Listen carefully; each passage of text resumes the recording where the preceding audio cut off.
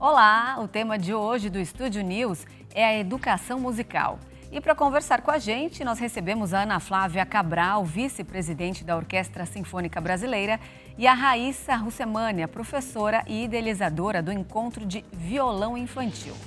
Sejam muito bem-vindas. Muito obrigada. Bom, a música é uma ferramenta poderosa. Ela relaxa, diverte, emociona, marca momentos. É capaz de atravessar toda uma geração. De quantas pessoas nós escutamos: a música melhora o meu dia, se estou triste, ela me anima. Quando ouvimos alguém cantando no dia a dia, logo deduzimos que essa pessoa está feliz. Ana Flávia, que poder é esse que a música traz consigo? Eu acho que a gente tem um grande tesouro a ser explorado ou reexplorado com o que é a potência da música na educação musical. Não só no sentido de nos conectar com a gente mesmo, a música ela é uma grande realização do espírito humano.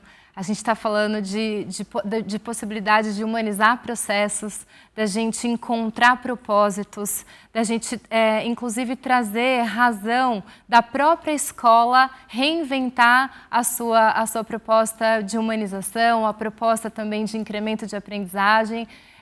Mesmo no sentido de saúde mental, a educação musical e a música é muito utilizada hoje em dia pela neurociência. A gente tem comprovações sobre o bom uso da música em tratamentos que têm a ver com a parte mais mental, educação emocional, enfim, acho que tem uma infinidade de aspectos a serem abordados com a força da música. Bom, agora eu vou perguntar para a Raíssa qual que é a história dela com a música. A Raíssa é uma paixão de infância? Olá, sim, desde que eu nasci eu já sabia que a música era era a certeza que eu tinha para a minha vida, assim. Quando eu já tinha 7 anos de idade, eu já adorava cantar. Minha mãe ficava ali lavando louça, eu botava um banquinho, subia em cima desse banquinho e já começava a cantar. Então, desde a infância, eu já sabia que a música era o caminho que eu queria, né? E aí, depois que eu cresci, né, ali por volta de 15 anos, eu comecei a cantar na noite, fazer voz e violão, participar de grupos musicais. Quando eu cheguei em Mossoró, em 2010, eu entrei no curso de música, né, fiz a graduação em música e estou seguindo aí esse caminho, mas desde a infância. E a sua família era musical? Tinha alguém que exercia essa profissão, que cantava ou que tocava algum instrumento? Eu tinha um irmão, ele tocava violão, né? Ele era autodidata, ele apenas ouvia e tocava, e eu ficava assim muito encantada, né, com aquilo que ele fazia. Então, a única pessoa da minha família era o meu irmão. Bom, e além de ser uma forma de entretenimento, a música pode ser, então, uma ferramenta poderosa para o desenvolvimento cognitivo, como a Ana já estava começando a explicar aqui para a gente. Segundo uma pesquisa divulgada pelo PISA, o Programa Internacional de Avaliação de Estudantes, mais de 54% dos brasileiros apresentam baixo nível de criatividade. E esse levantamento, que envolveu aí 81 países, colocou o Brasil na posição número 44 na questão que mede a capacidade dos alunos de 15 anos em produzir ideias originais e variadas. Quais são os benefícios, portanto, da música? Como que ela auxilia na criatividade? Esse é um assunto muito sério, né? A gente costuma olhar o tema da música como uma coisa lúdica, mas o fato é que o Brasil não tem educação musical, não tem música na escola há 60 anos. E esse dado também é importante porque não é que nós estamos trazendo a intenção dessa agenda é algo novo. A gente já teve música na escola, que a Raíssa estava comentando, a gente encontra muito pelo Brasil. A tradição musical faz parte da construção da identidade do nosso povo, né, do nosso país. E também foi um grande incremento para a formação de pelo menos 3 gerações de profissionais, de pessoas adultas que estão hoje tomando decisões em relação ao Brasil. Se a gente pensar nesse dado que o PISA traz, então a nossa população jovem hoje ela está pouco criativa, Como que a gente pretende alcançar desenvolvimento econômico nesse smart world que a gente está enfrentando, entendendo, conhecendo agora, imagina que está no futuro. Então, um mundo onde a gente tem tecnologia, inovação, todos estamos investindo, nos dedicando, setor público, setor produtivo privado, todo mundo se preparando para um mundo de dados e um mundo tecnológico. Sem criatividade, a gente não tem nem quem possa operar essa tecnologia. A questão da criatividade, a ausência da criatividade, ou baixo nível de criatividade, é tão danoso quanto não conhecer as disciplinas básicas. E a gente costuma dizer, a gente não quer um país só básico, a gente não quer uma educação só básica, a gente não quer um futuro só básico, a gente quer pessoas incríveis. E para que a gente tenha pessoas incríveis, formadas, com consistência, com fundamento, a gente precisa investir na criatividade. Então, a ausência de música na escola faz com que percam os alunos, percam a escola, percam o sistema educativo como um todo. No fundo, perde um país inteiro sem educação criativa. E, Raíssa, você tem um projeto chamado Violões da Resistência. Eu queria que você contasse para a gente como ele nasceu e quais os frutos que você tem colhido dessa ação.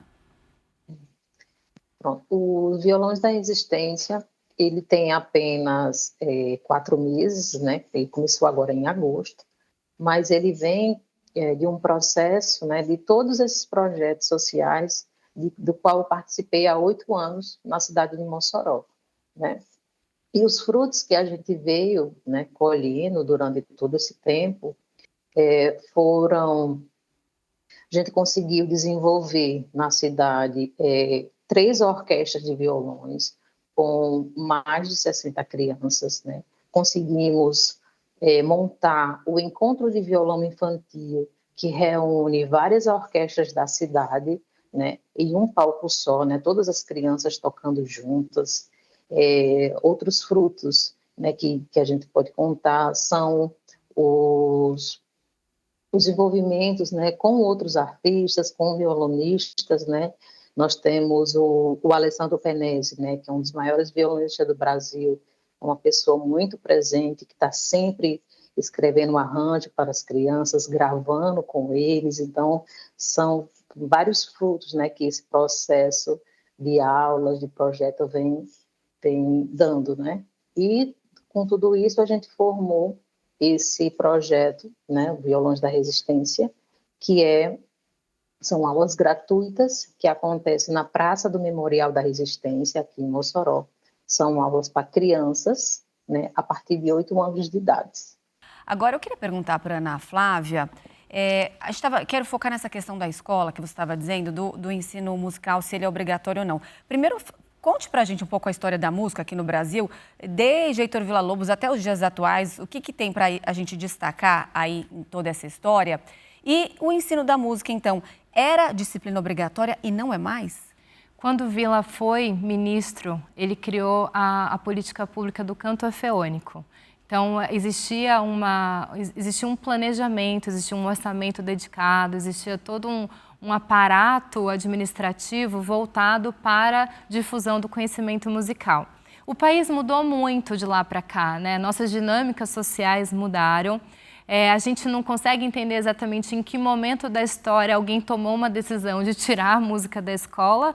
O fato é que a gente enfrenta isso hoje. Então, a ausência da música, o que a gente tem hoje como diagnóstico? É um prejuízo para o currículo.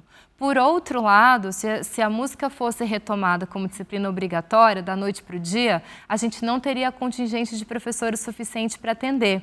Então, no nosso caso, a gente entendendo toda essa realidade, a Fundação Orquestra Sinfônica Brasileira desenvolveu esse projeto chamado Conexões Musicais. E ele tem 3 fundamentos, 3 alicerces que vão um pouco no sentido de enfrentamento dessa ausência, né? dessa ausência da educação musical.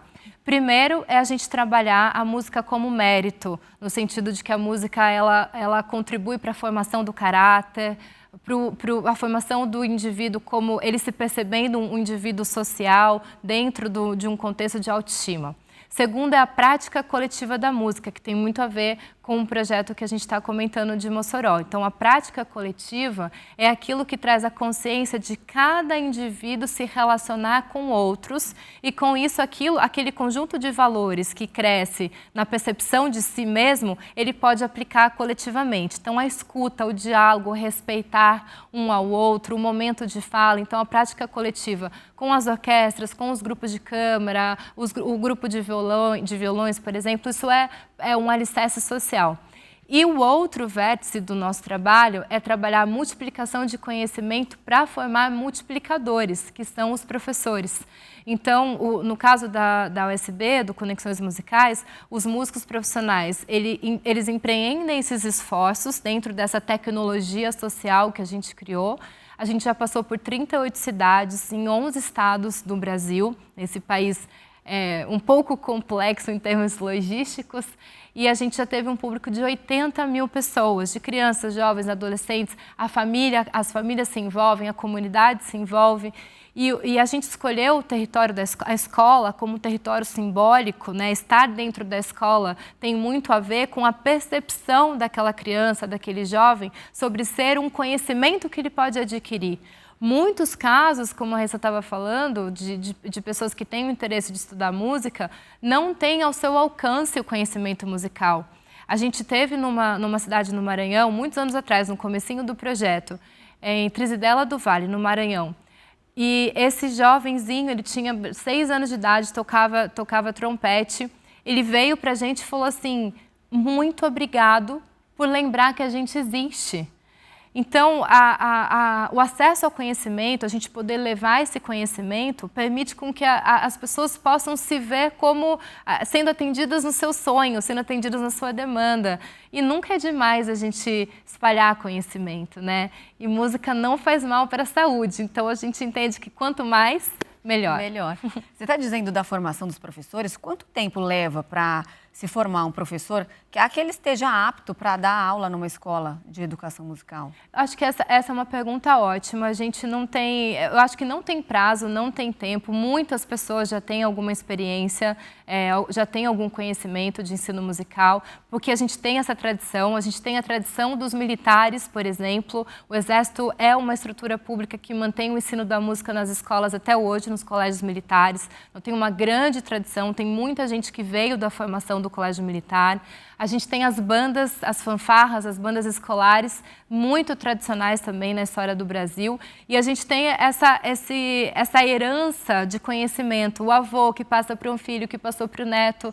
Então, a gente tem um arcabouço de riqueza de conhecimento musical muito grande. A gente sempre, por onde quer que a gente passe, a gente encontra pessoas preparadas, pessoas que desejam serem multiplicadores. Eu acredito que, tendo força de vontade e a intenção e acesso ao conhecimento, eu acho que o ponto fundamental é acessar o conhecimento. O tempo de amadurecimento, de preparo, esse já é mais relativo à vontade de cada um. Sem dúvida, isso é muito bom. Agora, Raíssa, no contato direto que você tem com as crianças, você consegue perceber uma melhora na autoestima delas?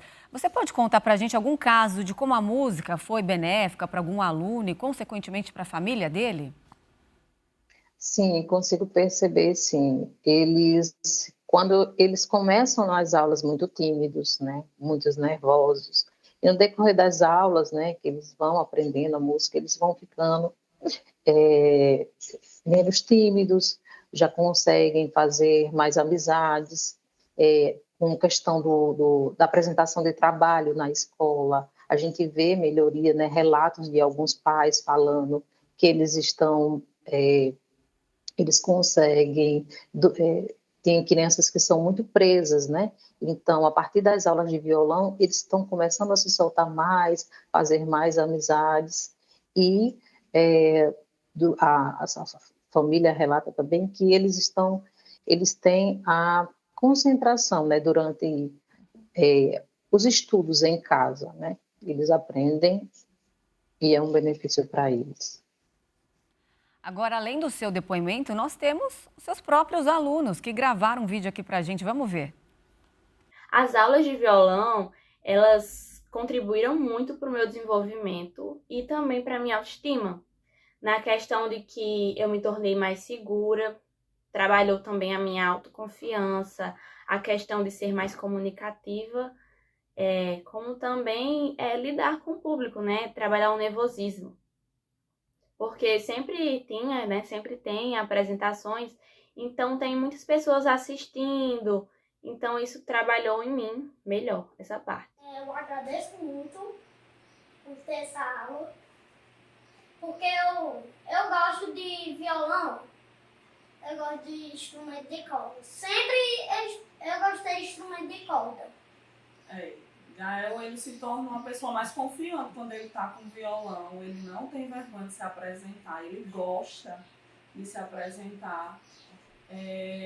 Funciona como se fosse uma terapia para ele. Eu noto que ele fica mais concentrado, ele fica mais calmo quando ele está tocando violão. Isso tem sido um benefício muito bom para a gente, porque ele faz tratamento para TDAH e é uma forma de ajudar no tratamento, né, Gael? É isso aí, olha só que bacana. A música promovendo união, socialização, trazendo benefícios para os estudos, no dia a dia de todas essas crianças. De que forma vocês auxiliam as instituições de ensino? Há muitas iniciativas muito interessantes pelo Brasil, isso a gente pode afirmar. Algumas escolas têm até kits de instrumentos, mas os instrumentos estão parados, estão dentro de um armário. A gente brinca que a gente chega na escola e dá vida para o instrumento. Muitas vezes as crianças sabem que há instrumentos morando ali naquele armário, querem mexer no instrumento, mas não tem exatamente como. Então, com essa nossa tecnologia, a intenção é a gente amparar essas iniciativas das escolas onde já há um desejo disso acontecer. Existem escolas que têm um formato pedagógico que chama Escola de Projeto de Vida. Quando a escola é uma escola de projeto de vida, eles começam o ano letivo colocando sonhos no varal. É muito poético. Então, eles trazem os sonhos e colocam no varal. Muitas vezes, quando a gente está numa escola de projeto de vida, a música está no varal dos sonhos. Então, a gente traz a formação ou a aula de instrumento, porque muitas vezes tem alguma aptidão já coletiva dentro da escola. A gente oferece aulas de instrumento, a gente oferece aula de canto coral, porque o canto coral em si tem outros grandes benefícios atrelados. O uso da voz tem muito a ver com a parte cognitiva. A questão do instrumento musical tem muito a ver com coordenação motora, né? Então, a gente trabalha o instrumento e, em muitos casos, a gente também monta o grupo daquela escola. Então, a banda, a fanfarra, são iniciativas, são formas da gente conseguir também contribuir para o que é o desejo já pedagógico daquela estrutura. É muito interessante isso que você nos traz, porque muitas crianças, muitos jovens, eles gostam, muitos devem, assim, têm o dom, se eles só não têm oportunidades, né? Exatamente. E a criatividade, ela, diferente do dom artístico, a criatividade ela é uma capacidade, ela é uma habilidade. Por isso, ela tem que ser desenvolvida. Então, quando a gente atrela um dom artístico, né, de um potencial, de um talento,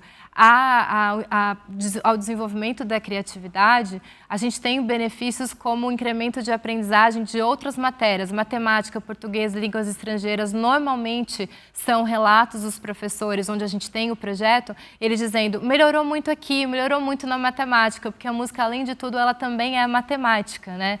Então, enfim, só há coisas positivas. Maravilhoso.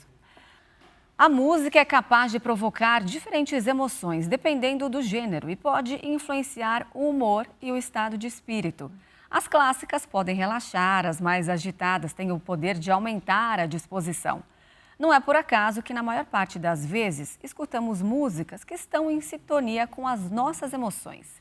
Raíssa, como você percebe isso nos trabalhos que você realiza? Olha, a música ela tem esse poder, né, de transformação. Eu percebo que quando eu coloco uma música um pouco mais lenta, né, eles já ficam assim mais tristes e eles pedem para a gente colocar uma música mais agitada. Você já vê que eles começam a dançar, eles já se empolgam mais, né? Eu percebo essa mudança, né, de acordo com o que a gente vai colocando. Você consegue, então, digamos, dominar ali a sua aula conforme o gênero de canção que você trabalha? Sim. Na verdade, eu sempre peço para que eles, né, tragam as sugestões, né? Às vezes eu trago uma música e eles não se identificam. Então, geralmente, eu trabalho muito com o que eles trazem para mim. Então, eles trazem, eu consigo ver a felicidade que é quando eles tocam as músicas que eles trazem. E eles costumam ter um gênero preferido? Então, eu costumo até falar que eu sou uma professora abençoada, vamos dizer assim, porque eles sempre trazem bons repertórios, né? Eles sempre pedem para eu trazer uma música do Toquinho, um chorinho, tico-tico no fubá, um Djavan. Então, eu gosto desse repertório que eles vão escolhendo. Para mim, então, eu fico satisfeita. Ainda bem que vem deles. Agora, a linguística geralmente é associada à leitura de livros, mas a música, além dos sons, ela aborda também todo esse universo das palavras, né? As canções podem ser, então, tão interessantes quanto os livros, se a gente pensar no aprendizado? Sem dúvida. Eu estava comentando sobre o incremento da aprendizagem de línguas estrangeiras, por exemplo, a partir da experiência musical. Tanto a parte de leitura, né, de línguas, português, línguas estrangeiras, quanto música, são as duas oportunidades, são o que a gente conhece dentro do aspecto pedagógico, que trabalham os dois lados do cérebro. Então, a gente está falando de aumento de sinapses, a gente está falando de uma dinâmica de raciocínio muito própria e muito competente no sentido de ampliar a capacidade intelectiva. A gente está falando também da questão das emoções, né? A música, ela serve para organizar o ambiente, a música também pode desorganizar o ambiente. Mas tem um princípio interessante com o qual a gente trabalha, que é o estudo do silêncio, que a música ela nasce do silêncio. Então, muitas vezes a gente também trabalha o silêncio dentro desse universo, desse ambiente de aprendizagem. E tudo que tem a ver com a voz, né, com a leitura, a palavra, a gente vai intercalando com a experiência do silêncio, porque também é uma forma da gente ir consolidando o aprendizado. Então, são várias técnicas, né?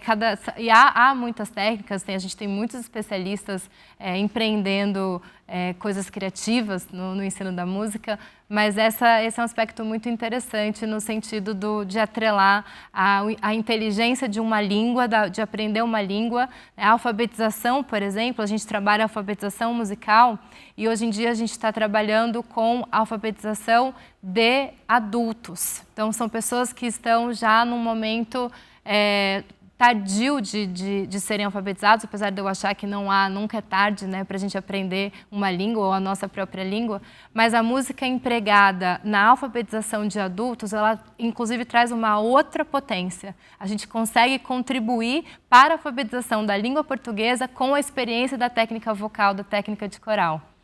Sensacional. Quanto nos enriquece, né, culturalmente. Agora você está aqui falando, eu estou só pensando, quando eu fazia cursinho, que o professor ensinava química, física com música, para as pessoas conseguirem compreender.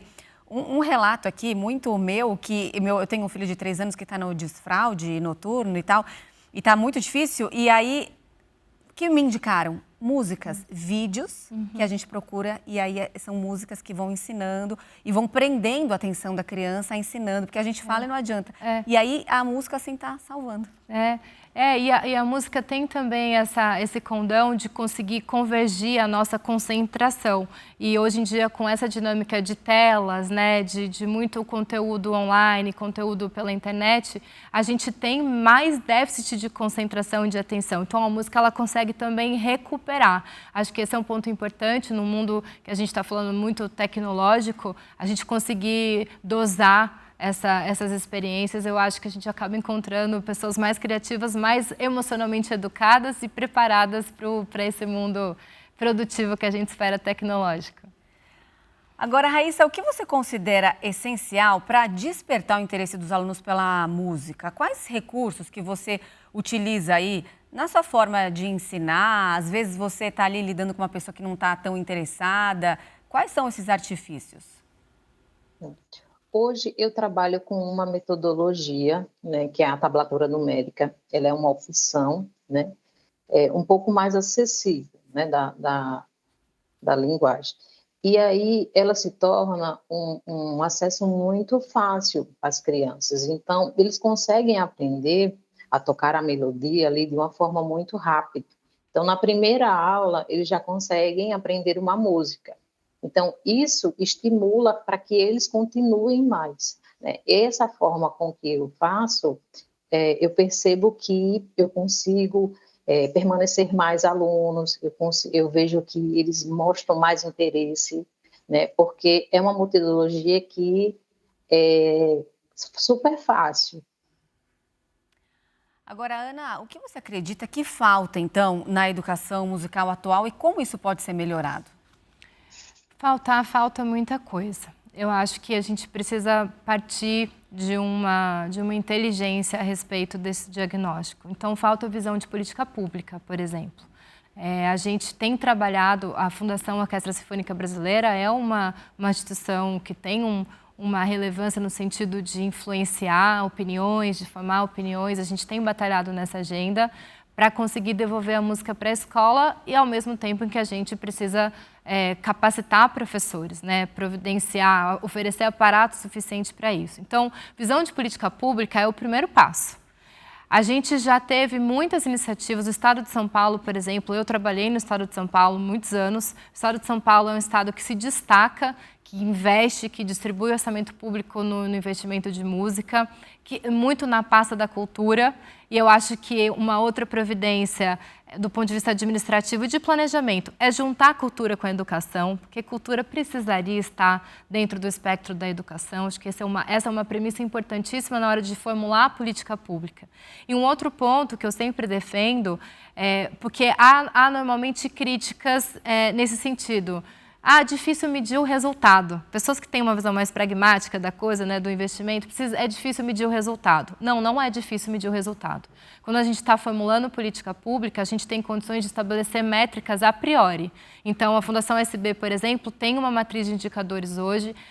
A gente tem tanto o aspecto qualitativo quanto quantitativo. Então, a gente consegue medir quanto um investimento, quanto R$1 pode trazer de benefício numa política pública que tem a ver com uma formação humanista. E sem dúvida nenhuma, a gente está falando de formação humanista, há aspectos de resultados positivos que a gente não mede, mas esse é o lado bom, porque se a gente tiver um grande resultado imensurável, acho que a gente está, então, formando pessoas incríveis mesmo. Raíssa, se você, com toda a sua história e experiência, se você pudesse hoje dar um conselho aí para um professor de música, qual seria? Eu daria um conselho que os professores de música fossem mais sensíveis, né, com os alunos, procurassem mais metodologias de inclusão, né, para pessoas com deficiências, porque às vezes a gente se fecha em um conteúdo só, né? Só que as coisas estão mudando e a gente precisa ter esse olhar mais para a inclusão, para as pessoas com deficiência e buscar ferramentas que a gente possa trabalhar com essas crianças, né? Então, o meu conselho para um professor é ele ser mais sensível ao seu aluno, a querer se perguntar, né, saber por que ele não está aprendendo, ele vê alguma forma de chegar e ensinar, né, procurar alguma ferramenta para que ele possa ter o resultado que ele busca naquele aluno. Sem dúvida. Bom, nosso tempo está acabando, eu vou encerrar aqui com a Ana. Queria te perguntar como que você vê, o que você enxerga aí em relação à música brasileira, em relação mesmo à educação nos próximos anos, e que contasse para a gente também que vocês estão aí para, vocês forem indicados, tem uma novidade que eu vou deixar para você contar. Joia. O povo brasileiro é o povo que mais consome a própria música no mundo. Então, a gente consome a própria música brasileira. Essa é uma referência muito preciosa, porque se a gente já tem isso, existe o interesse pela música, a gente tem essa capacidade de produzir artisticamente coisas que são riquíssimas. A gente está falando de alunos da Raíssa que vêm pedindo para tocar um choro, né? São crianças, não necessariamente aquele choro, né, aquela música faz parte da infância dela, mas A gente tem acesso a esse repertório. Então, a gente aproveitar esse território, essa terra fértil, para a gente conseguir contribuir na parte de formação. As pessoas precisam buscar serem autodidatas, buscar sozinhos essa formação, essa informação. Então, eu acho que é muito importante que a gente tenha essa percepção de como a gente pode contribuir para a própria música brasileira, para a formação das pessoas, para a formação da próxima geração, mas, sobretudo, a gente voltar a ser criativo a partir da nossa identidade brasileira. E a novidade é que o Conexões Musicais, que é o projeto da Fundação SB, foi indicado a um prêmio internacional na Arábia Saudita. O prêmio vai ser na Arábia Saudita, mas é um prêmio que envolve 40 países, e o Conexões foi reconhecido como um modelo de sucesso de educação musical. Apesar dele não estar atrelado a nenhum governo, não tem uma política pública, é uma iniciativa de uma fundação privada, mas existe hoje a percepção da comunidade internacional da música sobre o êxito desse projeto. Então, estamos embarcando nessa jornada também muito interessante. Palmas para o Brasil, parabéns para vocês duas pelo trabalho, por todo o envolvimento. Obrigada pela participação aqui conosco. O Estúdio News de hoje fica por aqui. Eu conversei com a Ana Flávia Cabral, que é vice-presidente da Orquestra Sinfônica Brasileira, e com a Raíssa Russemânia, que é professora e idealizadora do Encontro de Violão Infantil. E você já pode acompanhar essa entrevista pelo nosso canal no YouTube, no Play Plus, e também pelo nosso podcast disponível no Spotify e no Deezer. Eu espero você no próximo programa. Até lá!